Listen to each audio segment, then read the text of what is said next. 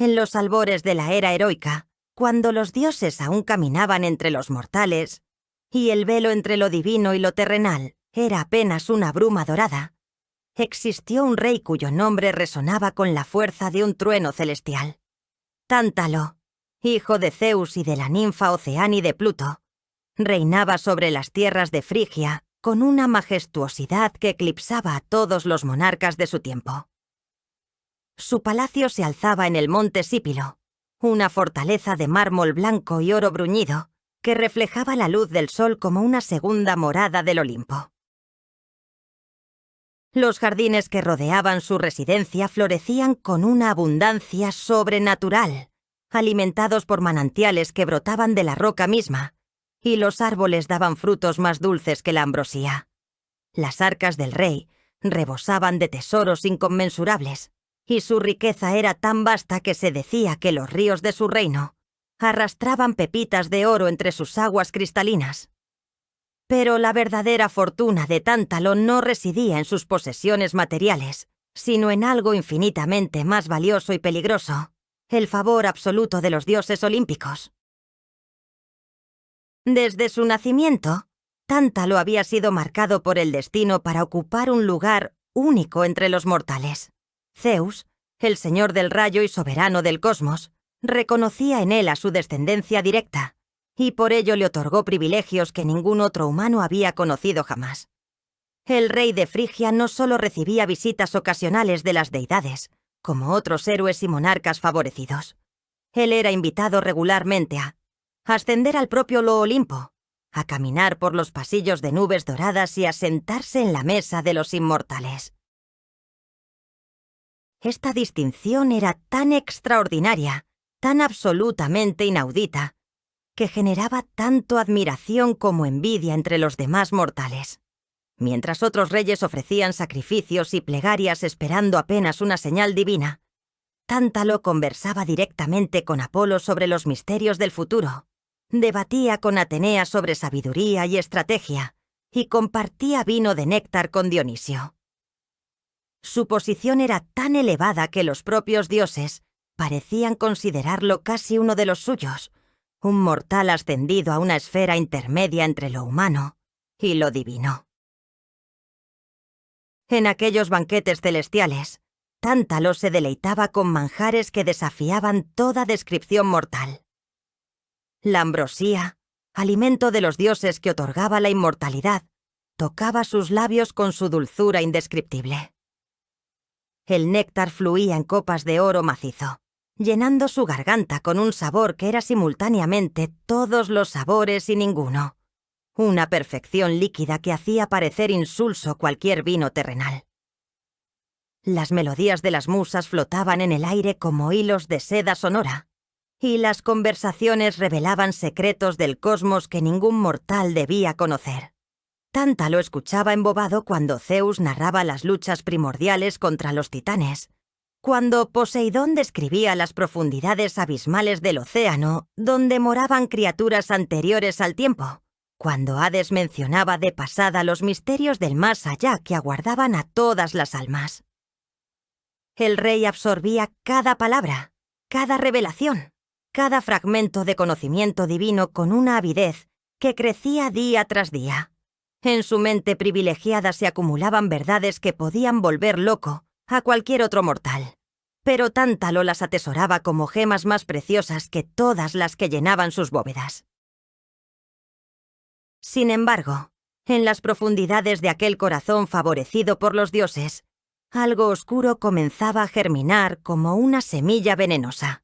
La familiaridad constante con lo divino, lejos de generar humildad y reverencia perpetua, había comenzado a erosionar la barrera natural que debía existir entre mortal e inmortal. Tántalo empezó a verse a sí mismo no como un humano extraordinariamente afortunado, sino como alguien que merecía intrínsecamente aquel trato. Alguien cuya naturaleza lo colocaba por encima de los demás mortales y, quizás, no tan por debajo de los propios dioses. Cuando regresaba a su palacio en Frigia, donde sus súbditos lo adoraban como a un semidios viviente, la embriaguez del poder y el privilegio se intensificaba hasta volverse tóxica. Observaba a los mortales comunes con un desprecio creciente, viéndolos como criaturas limitadas e ignorantes, que jamás comprenderían las verdades que él conocía. Sus propios hijos, incluyendo al joven Pélope de belleza casi divina, eran apenas extensiones de su grandeza, piezas en el tablero de su magnificencia. La ibris, ese orgullo desmedido que los griegos consideraban el más peligroso de todos los pecados, había comenzado a apoderarse de su alma como una plaga silenciosa. Con cada banquete en el Olimpo, con cada secreto revelado y cada copa de néctar compartida, la pregunta venenosa crecía en la mente de Tántalo como una obsesión abrumadora. Si los dioses eran verdaderamente omniscientes, si realmente poseían ese conocimiento absoluto que afirmaban tener, entonces debían ser capaces de discernir toda verdad, de ver a través de cualquier engaño, de conocer lo oculto antes de que fuera revelado. Pero el rey comenzó a dudar, a cuestionarse si aquella supuesta omnisciencia era genuina o simplemente otro mito, otra ilusión diseñada para mantener a los mortales sometidos bajo el yugo del temor divino. Había visto a los dioses equivocarse en pequeñas cosas. Había presenciado sus disputas y sus engaños mutuos. Había observado cómo incluso Zeus podía ser burlado por sus esposa Hera o sus amantes. Si los inmortales podían fallar en estas cosas menores, pensaba Tántalo en la soledad de sus noches de insomnio, quizás su conocimiento no era tan absoluto como proclamaban. Quizás él, Tántalo el favorecido, el mortal que había trascendido las limitaciones de su especie, podría probar que los dioses no eran tan superiores como pretendían ser.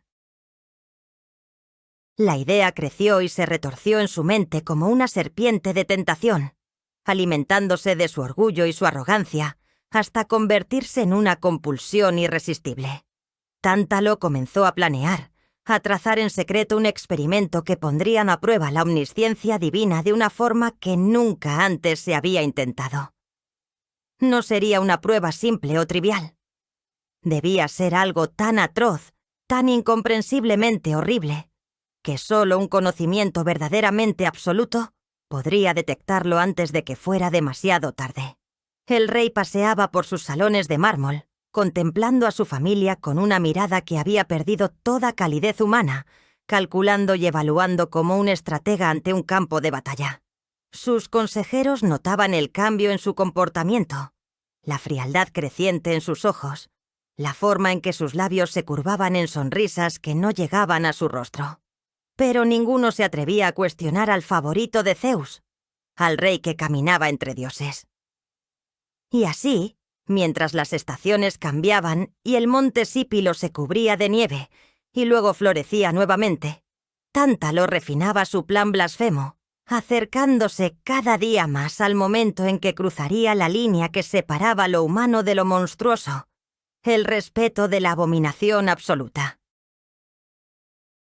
El destino de Tántalo, como el de todos los héroes trágicos, estaba ya escrito en las estrellas que brillaban sobre el Olimpo. Pero él, cegado por su ibris y su arrogancia, no podía ver las sombras que se cerraban a su alrededor. No podía escuchar los susurros de advertencia que el viento llevaba desde los templos, donde los oráculos temblaban ante visiones de horror. El favorito de los dioses estaba a punto de convertirse en el más maldito de los mortales, y el precio de su prueba sería tan terrible que su nombre resonaría a través de los milenios como símbolo eterno de castigo y sufrimiento. La trampa estaba preparada, y Tántalo mismo se adentraría voluntariamente en ella, arrastrando con él no solo su propia condenación, sino también la inocencia de aquellos que más amaba.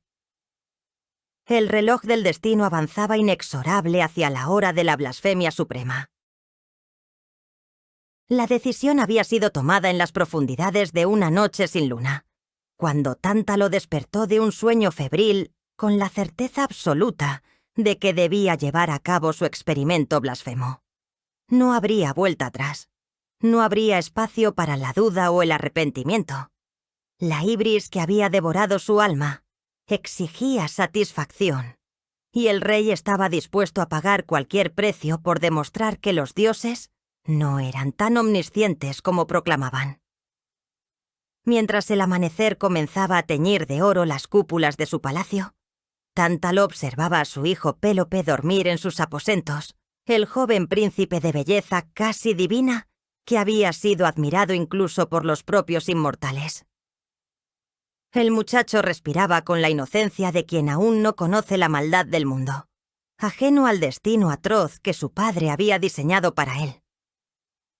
Tántalo sintió un momento fugaz de algo que podría haber sido remordimiento, pero lo aplastó con la fuerza de su voluntad corrupta.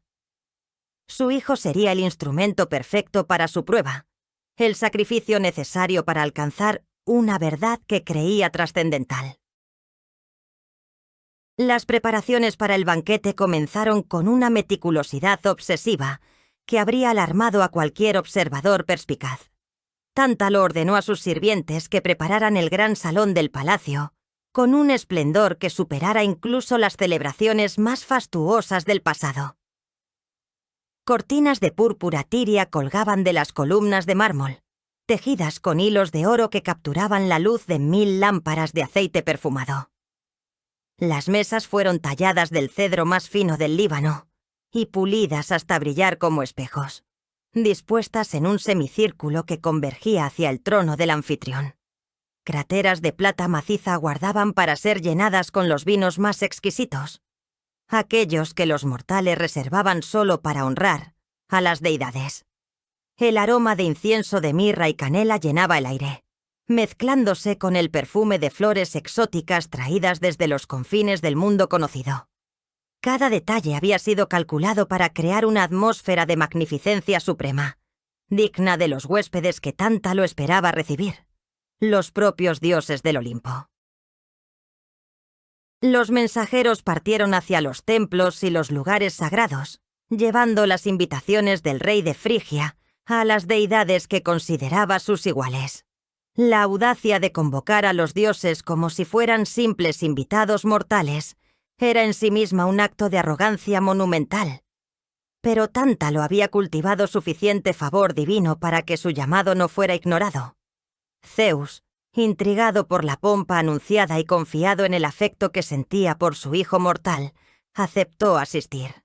Poseidón, señor de los mares, también prometió su presencia, al igual que Hera, Apolo, Artemisa, Atenea, Hermes y Demeter.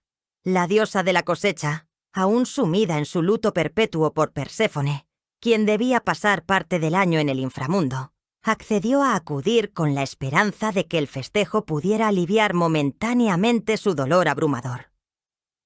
Los otros dioses olímpicos, algunos por curiosidad y otros por cortesía, también confirmaron su asistencia.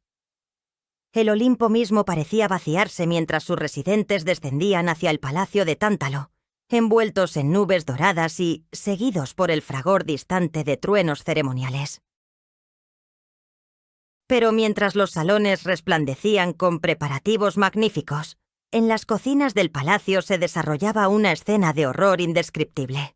Tántalo había dado órdenes secretas a unos pocos sirvientes seleccionados, hombres cuyas almas ya estaban tan corrompidas por años de servir a un amo cada vez más tiránico, que no cuestionaron lo inconcebible. Pélope, el hijo amado, el príncipe de hermosura legendaria, fue atraído con engaños a las profundidades del palacio. Allí, lejos de oídos que pudieran escuchar sus gritos, el acto más atroz jamás concebido por mente mortal se llevó a cabo con una frialdad que helaba la sangre. El joven fue asesinado, su cuerpo desmembrado con precisión quirúrgica, sus miembros separados y preparados como si fueran los ingredientes de un festín común. La carne fue hervida en calderos de bronce hasta que se desprendía de los huesos, luego sazonada con hierbas aromáticas y especias exóticas para disfrazar su verdadera naturaleza. Los trozos fueron dispuestos en fuentes de oro, con una presentación que habría sido digna de elogio si no hubiera sido tan monstruosamente blasfema. Cuando llegó la hora del banquete, Los dioses descendieron al salón principal en todo su esplendor sobrenatural. Zeus ocupó el lugar de honor, su presencia llenando el espacio con una autoridad que hacía temblar el aire mismo. Hera se sentó a su lado, su belleza eterna radiante bajo las lámparas, mientras los demás inmortales tomaban sus lugares según su rango y dominio. La conversación fluía como miel líquida, mezclándose con risas divinas que resonaban como música celestial. Tántalo interpretaba su papel de anfitrión perfecto con una maestría nacida de años de práctica, sus palabras aduladoras y su comportamiento impecable, ocultando el abismo de maldad que se abría en su interior. Sirvientes traían bandejas tras bandejas de manjares, frutas que brillaban con rocío divino, panes que desprendían vapores aromáticos, pescados del mar más profundo, aves asadas con plumas de oro comestible. Los dioses comían y bebían, disfrutando de la hospitalidad de su anfitrión mortal, ajenos aún al horror que se aproximaba con cada plato servido. Finalmente llegó el momento que Tántalo había estado anticipando con una mezcla retorcida de terror y excitación. Los sirvientes entraron portando la fuente principal, cubierta con un paño de seda carmesí que ocultaba su contenido abominable. El rey se puso de pie, alzando una copa de oro mientras pronunciaba un brindis elaborado en honor de sus huéspedes divinos, sus palabras cuidadosamente elegidas para mantener la ilusión de reverencia. Luego, con un gesto teatral, ordenó que se descubriera el plato principal.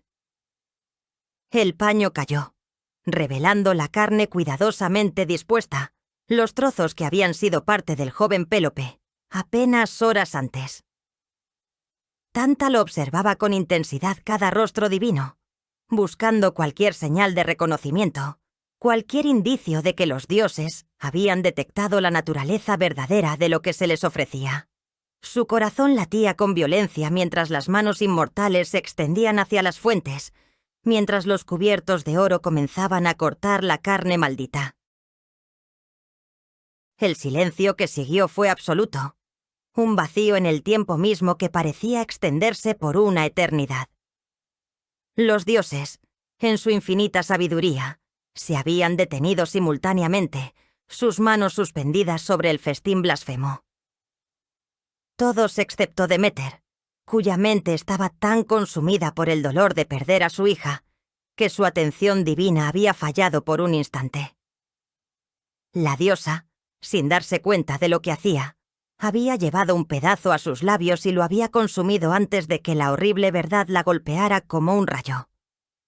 El trozo que había tomado era el hombro de Pélope, y el sabor de aquella carne humana, de aquel crimen insondable, inundó su boca con un horror que la hizo retroceder violentamente de la mesa. Zeus se puso de pie lentamente, su rostro transformándose de la serenidad divina a una máscara de furia tan terrible que el palacio entero comenzó a temblar.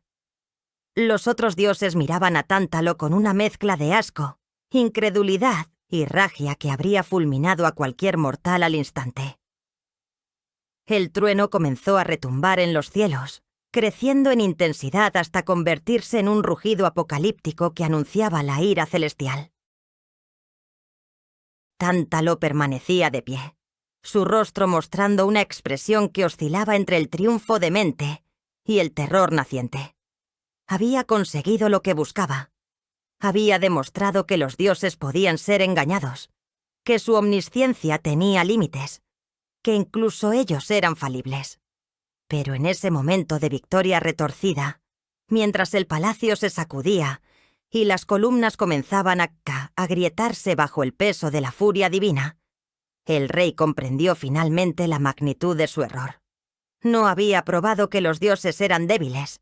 Había probado únicamente su propia capacidad para la maldad absoluta. El precio de su ibris estaba a punto de ser cobrado, y sería un precio que ningún mortal había pagado jamás. Zeus alzó su mano, y el destino de Tántalo quedó sellado con palabras que resonaron como sentencia definitiva e irrevocable. El banquete de la blasfemia había terminado, pero el castigo estaba apenas comenzando. El trueno que estalló en los cielos sobre el monte Sípilo no fue un fenómeno natural, sino la manifestación física de una ira divina tan colosal que amenazaba con desgarrar el propio tejido de la realidad. Zeus se alzaba sobre su asiento con una majestuosidad terrible, su forma mortal desvaneciéndose para revelar el resplandor cegador de su verdadera naturaleza divina. Rayos danzaban entre sus dedos como serpientes de luz pura, y sus ojos brillaban con una intensidad que habría reducido a cenizas a cualquier mortal que osara mirarlos directamente. El señor del Olimpo había presenciado incontables atrocidades a lo largo de eones de existencia. Había visto a titanes desafiar el orden cósmico y a gigantes intentar escalar los cielos, pero jamás había contemplado una blasfemia de esta magnitud. Un mortal, su propio hijo, había asesinado a su descendencia inocente y había osado servir aquella carne profanada a los dioses inmortales como si fueran bestias ignorantes incapaces de discernir la verdad. La ibris de Tántalo no solo había cruzado todas las líneas sagradas, las había pulverizado y pisoteado con un desprecio que desafiaba toda comprensión. Los demás dioses permanecían inmóviles, sus rostros transformados en máscaras de horror y repulsión absoluta. Hera, cuya belleza eterna era legendaria incluso entre los inmortales, había palidecido hasta adoptar un tono de mármol blanco, sus labios apretados en una línea delgada de disgusto. Apolo, dios de la luz y la profecía, quien había visto el futuro desenvolverse en innumerables visiones, nunca había imaginado presenciar un acto de maldad tan pura y calculada. Artemisa, la cazadora virgen, tenía su mano sobre el arco invisible que siempre la acompañaba, sus nudillos blancos por la presión mientras luchaba contra el impulso de atravesar a Tántalo con 1000 flechas. Atenea, diosa de la sabiduría, observaba al rey blasfemo con una mirada que contenía no solo furia, sino también una profunda tristeza por la corrupción absoluta que había devorado un alma que alguna vez fue digna. Poseidón golpeaba el suelo con su tridente invisible, haciendo que el palacio entero temblara como si estuviera sujeto a un terremoto. Las olas de su ira haciendo eco incluso en los mares distantes.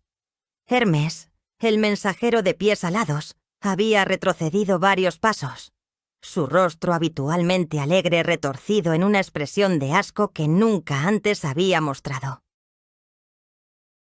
Deméter se había levantado de su asiento, tambaleándose hacia atrás como si hubiera sido golpeada por un ariete invisible. La diosa de la cosecha se llevó las manos a la garganta, tratando desesperadamente de expulsar el bocado maldito que había consumido en su momento de distracción afligida. Lágrimas divinas rodaban por sus mejillas mientras el horror de lo que había hecho la invadía con una fuerza abrumadora. Ella, que nutría la vida y celebraba el ciclo sagrado de nacimiento y renacimiento, había consumido la carne de un joven inocente. Había participado involuntariamente en el crimen más abominable jamás perpetrado contra el orden natural. Su grito de angustia resonó por todo el palacio, un lamento tan desgarrador que las propias piedras parecieron llorar con ella. Los cereales en los campos circundantes se marchitaron instantáneamente. Las flores se cerraron como si huyeran de la luz del día, y la tierra misma pareció contraerse en repulsión. El dolor de Deméter se sumaba al de perder a Perséfone, creando una agonía compuesta que amenazaba consumir al mundo en un invierno eterno. Tántalo, de pie en medio del salón que había preparado tan meticulosamente para su experimento blasfemo, finalmente comprendió la magnitud catastrófica de su error. La expresión de triunfo demente que había iluminado su rostro momentos antes se había desvanecido, reemplazada por un terror tan puro y absoluto que su cuerpo entero comenzó a temblar violentamente.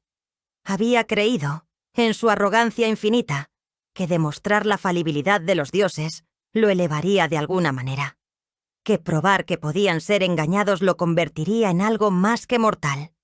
Pero ahora, enfrentando la totalidad de la ira olímpica, comprendía que había conseguido únicamente su propia condenación. Los dioses no habían sido engañados en absoluto. Habían reconocido instantáneamente la naturaleza del crimen servido ante ellos. Solo Deméter, cegada temporalmente por su dolor maternal, había fallado en detectar la abominación antes de probarla. El experimento de Tántalo no había demostrado debilidad divina. Había revelado únicamente la profundidad insondable de su propia depravación. Las rodillas del rey comenzaron a doblarse, su cuerpo inclinándose hacia adelante en un intento tardío e inútil de súplica. Zeus alzó su mano derecha y el silencio que cayó sobre el salón fue más aterrador que cualquier trueno. Cuando el padre de los dioses habló, su voz no era un grito de furia, sino algo infinitamente más terrible. Un tono de frialdad absoluta, de juicio irrevocable pronunciado con la certeza de quien controla el destino mismo. Cada palabra caía como una piedra en un pozo sin fondo, resonando con un poder que hacía temblar las columnas del mundo. Zeus declaró que Tántalo había cometido no uno, sino múltiples crímenes contra el orden divino. El asesinato de su propio hijo, un acto de kinslaying que violaba las leyes más sagradas de la naturaleza. El intento de engañar a los dioses, demostrando una arrogancia que superaba incluso la de los titanes rebeldes, y la profanación del sagrado vínculo de hospitalidad, convirtiendo un banquete destinado a honrar a los huéspedes en un escenario de horror insondable. Por estos crímenes, declaró Zeus, Tántalo sería castigado de una manera que reflejara la naturaleza de su transgresión. Un castigo que duraría no años ni siglos, sino toda la eternidad, hasta que el cosmos mismo dejara de existir. Pero antes de que el castigo pudiera ser pronunciado en su totalidad, los dioses dirigieron su atención hacia el otro horror que yacía ante ellos: el cuerpo desmembrado del joven Pélope, la víctima inocente de la locura de su padre.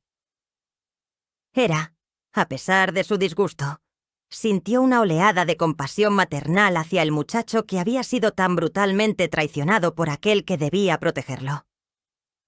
Los dioses deliberaron brevemente, sus mentes divinas comunicándose en un lenguaje más allá de las palabras mortales, y llegaron a un consenso unánime.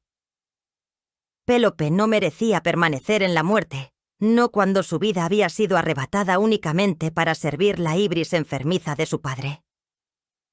Hermes fue enviado a reunir cada fragmento del cuerpo desmembrado, cada pedazo de hueso y carne que había sido profanado en el festín abominable.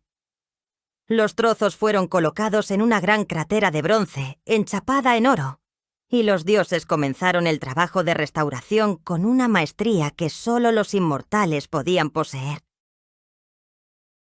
Las moiras mismas descendieron brevemente desde su telar cósmico, sus dedos ancianos tejiendo nuevamente los hilos del destino de Pélope, que habían sido cortados prematuramente. Hefesto, el artesano divino, forjó un hombro de marfil brillante para reemplazar el que Deméter había consumido, una pieza de artesanía tan perfecta que era indistinguible de la carne real, salvo por su belleza sobrenatural. Apolo tocó su lira, y la música que fianó de las cuerdas doradas era la esencia misma de la vida, un himno de restauración que hacía vibrar cada átomo del cuerpo destrozado. Atenea vertió sobre los restos una libación de néctar y ambrosía mezclados, los fluidos divinos que conferían inmortalidad y poder regenerativo.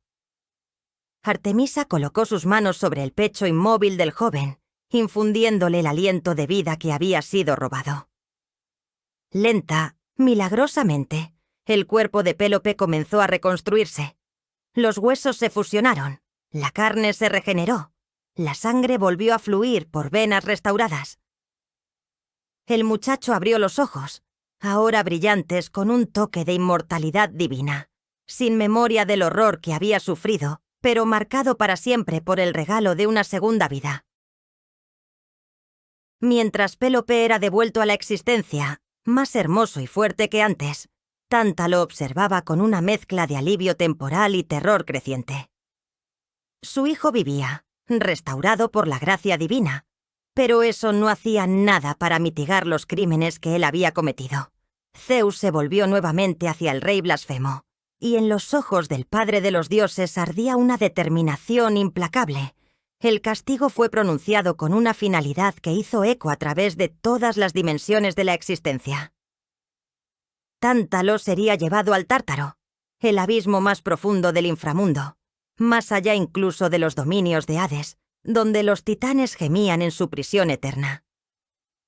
Allí sufriría un tormento diseñado específicamente para reflejar la naturaleza de su crimen. Había intentado alimentar a los dioses con carne profanada, así que pasaría la eternidad hambriento y sediento, rodeado de alimento y agua que permanecerían eternamente fuera de su alcance. El destino de Tántalo estaba sellado, y ningún poder en el cosmos podría revertirlo jamás. El momento en que la sentencia fue pronunciada, la realidad misma pareció doblarse y retorcerse alrededor de Tántalo. El palacio de mármol y oro que había sido su orgullo y su gloria comenzó a desvanecerse como si fuera apenas una ilusión efímera. Las columnas magnificentes disolviéndose en niebla, mientras el suelo bajo sus pies se abría para revelar un abismo de oscuridad insondable. El rey blasfemo intentó gritar, intentó suplicar perdón con palabras que se atascaban en su garganta, pero ya era demasiado tarde para la clemencia o la misericordia. Zeus había alzado su mano en un gesto final de condena, y Hermes, el psicopompo que guiaba las almas al más allá, apareció junto a Tántalo con una velocidad que desafiaba la percepción mortal. El mensajero de los dioses, cuyo rostro habitualmente alegre ahora mostraba una expresión de disgusto glacial, tomó al condenado por el brazo con un agarre que era suave, pero absolutamente ineludible. No habría escape, no habría clemencia de última hora. El viaje hacia el castigo eterno había comenzado con la inevitabilidad del destino mismo. El descenso fue una pesadilla que trascendía toda comprensión mortal del sufrimiento. Hermes llevaba a Tántalo a través de capas de realidad que los vivos jamás deberían presenciar, atravesando el velo que separaba el mundo superior del reino de los muertos. Primero cruzaron el río Estigia, cuyas aguas negras como la medianoche fluían con un silencio sepulcral, cargadas con las almas de los recién fallecidos que lloraban su separación de la vida. Caronte, el barquero de rostro cadavérico y ojos como pozos vacíos, observó el paso de Hermes y su prisionero con una inclinación de cabeza que podría haber sido respeto o simple reconocimiento. Luego atravesaron el Aqueronte, el río del dolor, donde las aguas gemían con las voces de incontables almas atormentadas por remordimientos y pérdidas. El Flegetonte ardía a su paso, un torrente de fuego líquido que emanaba el calor de todas las pasiones violentas y la furia no redimida. El Cocito, congelado en un hielo eterno formado por las lágrimas de los traidores, crujía bajo sus pasos con sonidos que eran casi palabras de lamento. Finalmente cruzaron el Lete, el río del olvido, cuyas aguas dulces prometían el alivio de borrar todos los recuerdos, una misericordia que jamás sería concedida a Tántalo. Más allá de los ríos del inframundo se extendían los vastos dominios de Hades, el señor de los muertos.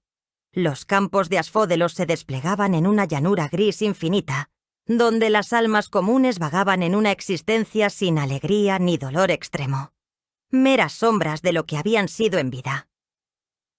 El Erebo, reino de oscuridad primordial, envolvía todo en un manto de penumbras que parecía absorber no solo la luz, sino también la esperanza misma.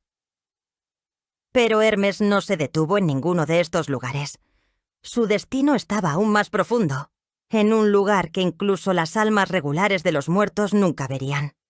A lo lejos, Tántalo podía vislumbrar los campos elíseos, donde los héroes y los justos disfrutaban de una eternidad de paz y felicidad, sus jardines floreciendo con colores que contrastaban cruelmente con la grisura circundante.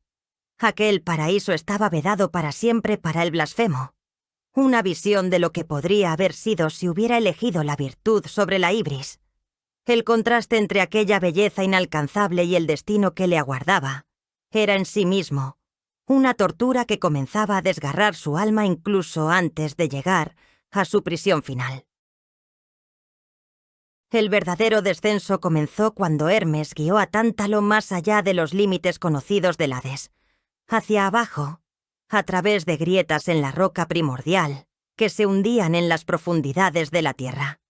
El aire se volvió pesado y opresivo, cargado con el peso de eones de sufrimiento concentrado. Las paredes de piedra que lo rodeaban brillaban con un fulgor rojizo enfermizo, como si la roca misma sangrara luz de tormento. Los sonidos que resonaban desde las profundidades eran indescriptibles, gemidos que parecían surgir del centro mismo del cosmos, rugidos de rabia impotente, lamentos que habían continuado durante miles de años sin cesar ni un instante. Tántalo reconoció con horror creciente que estaban descendiendo hacia el Tártaro, el abismo primordial que existía antes incluso de los dioses olímpicos, la prisión diseñada por el propio Urano para contener a las fuerzas más peligrosas de la creación. Este era el lugar donde los titanes habían sido encadenados tras su derrota en la Titanomaquia, donde Cronos mismo yacía aprisionado junto a sus hermanos rebeldes. Era un lugar de castigo tan terrible que su sola existencia servía como advertencia suprema contra quienes desafiaban el orden divino. Las puertas del Tártaro se alzaban ante ellos como murallas de bronce bruñido, que se elevaban hasta perderse en una oscuridad absoluta. Triples muros rodeaban el abismo, cada uno más grueso y impenetrable que el anterior, diseñados no solo para mantener prisioneros dentro, sino para proteger al cosmos exterior de las fuerzas contenidas en su interior.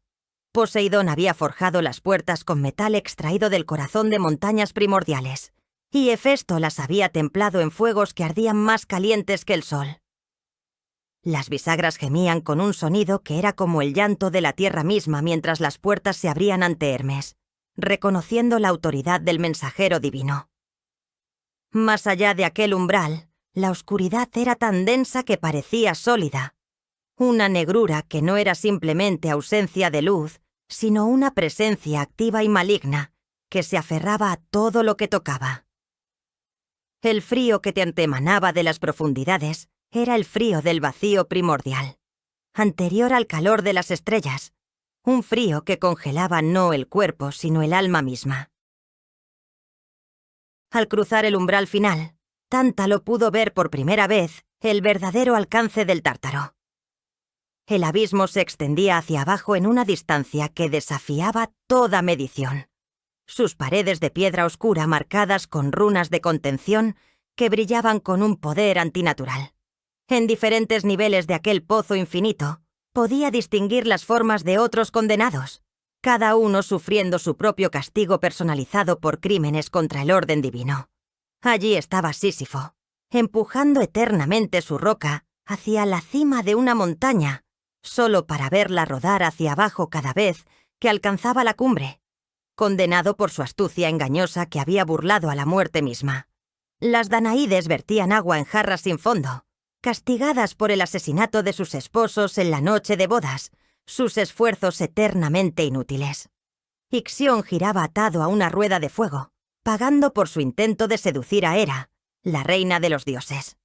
Cada castigo había sido diseñado con precisión divina para reflejar la naturaleza del crimen cometido, transformando la transgresión en tormento perpetuo. Hermes condujo a Tántalo hacia un área específica del Tártaro que había sido preparada exclusivamente para él. Era una cámara dentro del abismo, un espacio que había sido moldeado por los propios dioses para contener el castigo más apropiado para su crimen particular. Las paredes brillaban con el mismo fulgor rojizo del resto del Tártaro, pero en el centro de la cámara había algo diferente. Un estanque de agua cristalina que brillaba con una pureza que parecía fuera de lugar en aquel reino de tormento. Sobre el estanque colgaban las ramas de árboles frutales, cargados con los frutos más apetecibles imaginables. Manzanas doradas que brillaban como pequeños soles, peras que goteaban néctar dulce, uvas tan perfectas que parecían joyas vivas, higos maduros que prometían una dulzura incomparable. La vista era paradisíaca, un oasis de abundancia en medio del abismo más oscuro. Pero Tanta lo comprendía con un terror creciente que aquella abundancia aparente era en realidad el corazón mismo de su tortura. Hermes finalmente soltó su agarre, y Tántalo se encontró de pie en el estanque, el agua llegándole hasta la barbilla. El mensajero divino pronunció las palabras finales de la sentencia con una voz desprovista de emoción, explicando la naturaleza exacta del castigo que duraría hasta el fin de los tiempos. Tántalo sufriría hambre y sed eternas, las necesidades más básicas magnificadas hasta convertirse en agonía absoluta, pero jamás podría satisfacerlas. Cuando intentara beber, el agua huiría de sus labios. Cuando intentara comer, las frutas se retirarían de su alcance. Además, sobre su cabeza penderían rocas masivas en equilibrio precario, amenazando eternamente con aplastarlo, añadiendo el terror constante a su sufrimiento físico. Este era el precio de su ibris, de su intento de probar la omnisciencia divina mediante el crimen más atroz. Hermes se desvaneció entonces, dejando a Tántalo solo en su cámara de tormento, y el castigo eterno comenzó su primer instante de una duración que no tendría fin. El primer instante del castigo eterno golpeó a Tántalo con una fuerza que habría destruido a cualquier mortal común, pero él había sido preservado por los dioses, específicamente para experimentar cada segundo de su agonía, sin el alivio de la muerte o la locura. El agua del estanque lo rodeaba hasta la barbilla, cristalina y pura como ninguna que hubiera existido en el mundo mortal, tan transparente que podía ver hasta el fondo rocoso donde antiguos sedimentos brillaban con un fulgor suave. La temperatura era perfecta, ni fría ni caliente. Exactamente la sensación que habría proporcionado consuelo tras un día bajo el sol abrasador. Pero aquella perfección era precisamente lo que la convertía en tortura.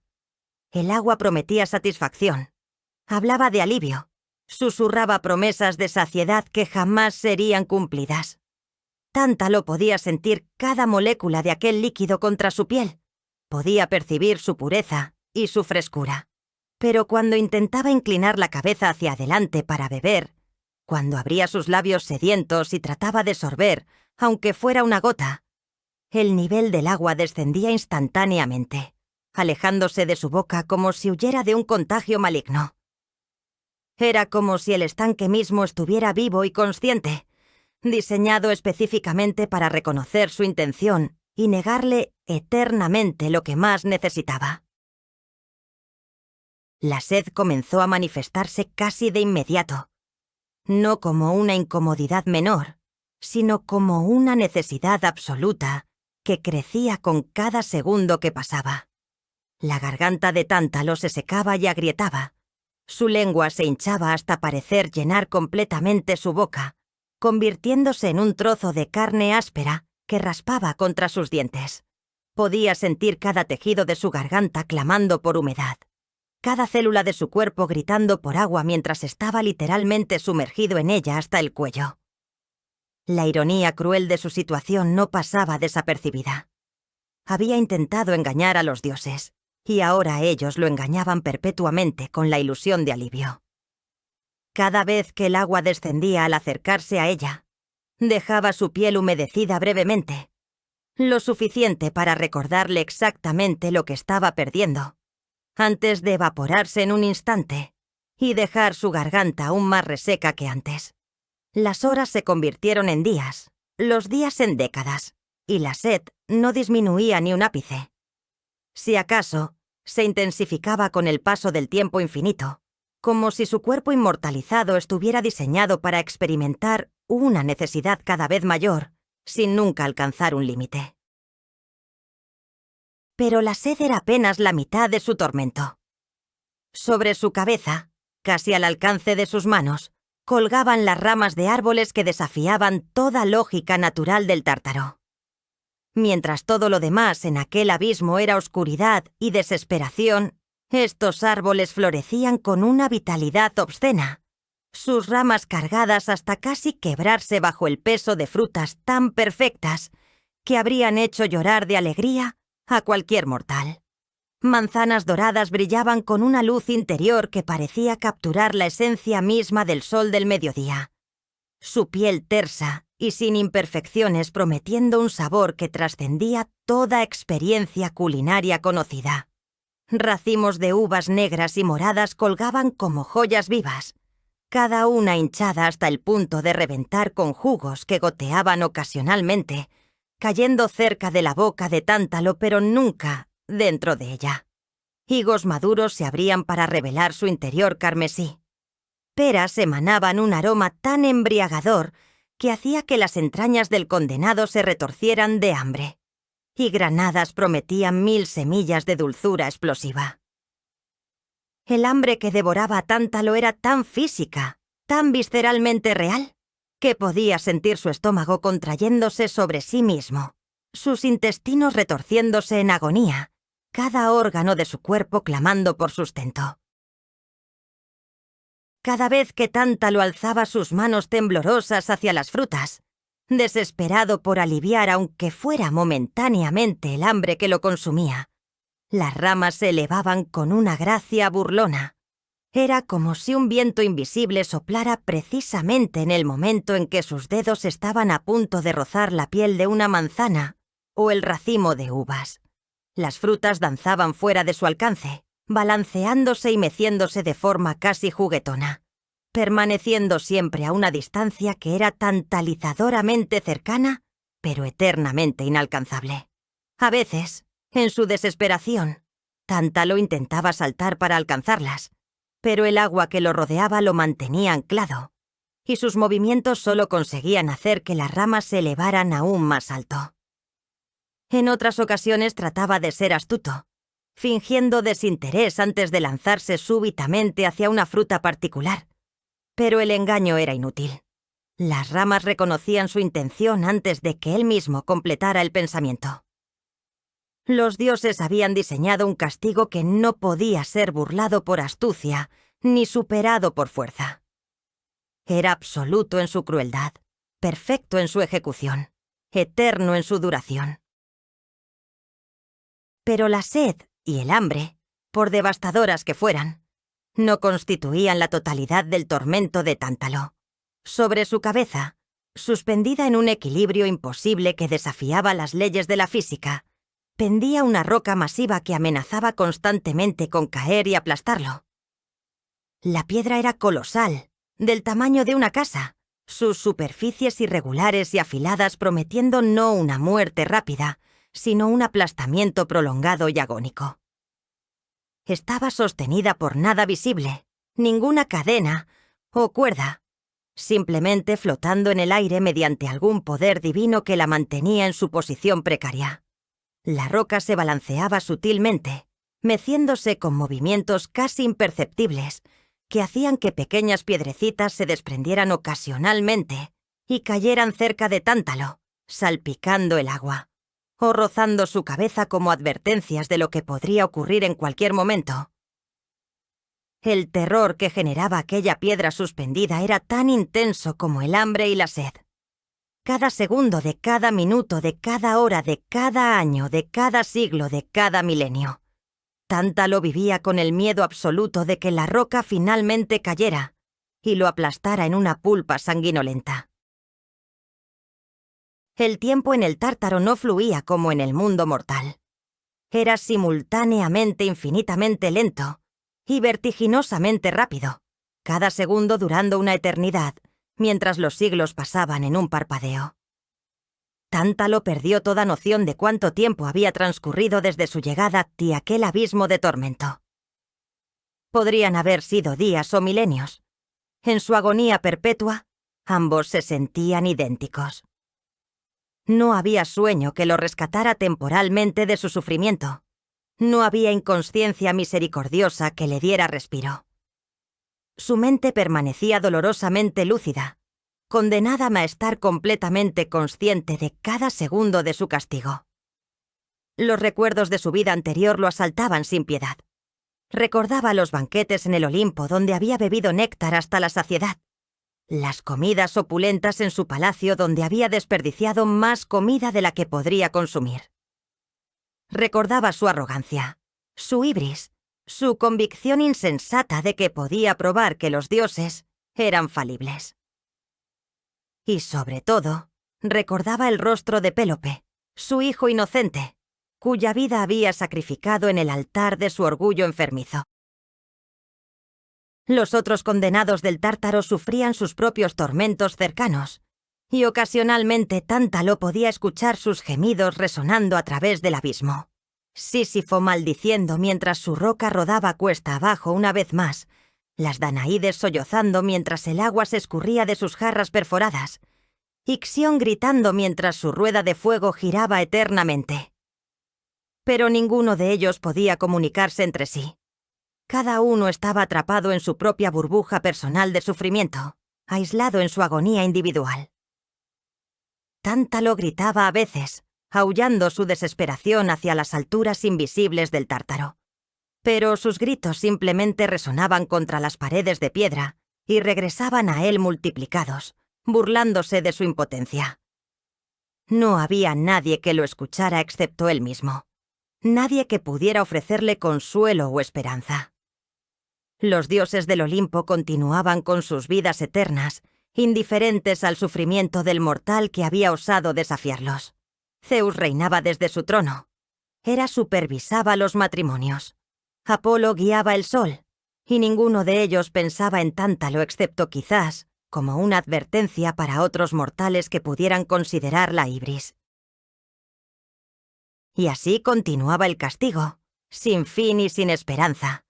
Un ciclo eterno de hambre, sed y terror que se repetía segundo tras segundo, siglo tras siglo. Tántalo estaba condenado a permanecer en aquel estanque hasta el fin de los tiempos mismos, hasta que el cosmos dejara de existir y las estrellas se apagaran una por una. Su nombre se convertiría en sinónimo de frustración eterna, su castigo en la representación perfecta de un deseo que jamás puede ser satisfecho. El rey que una vez había caminado entre dioses, ahora gemía en el abismo más profundo de la existencia. Una advertencia eterna del precio de desafiar lo divino. Un recordatorio perpetuo de que algunos crímenes trascienden el perdón y exigen un castigo que perdura más allá de la muerte, más allá del tiempo, más allá de toda esperanza de redención.